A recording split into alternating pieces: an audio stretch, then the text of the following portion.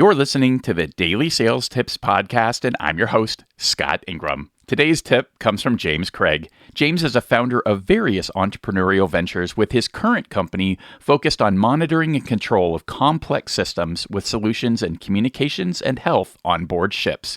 James is a former Canadian Navy engineering officer who's been working in the IT sector but loves to play hard on the water and in the snow. He lives in Canada but gets to travel the world. Here he is.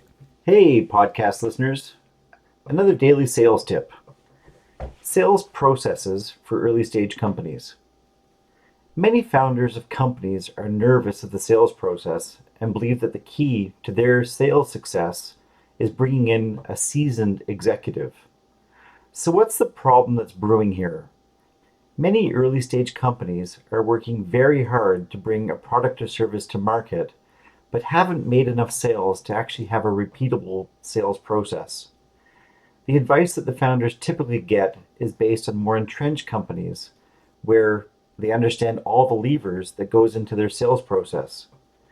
If you bring in the seasoned salesperson too early, there will be a miss from both the account executive, who can't properly plan for what the sales will look like without the repeatable sales process, and ill feelings from the company as they perceive the salesperson to not be doing their job.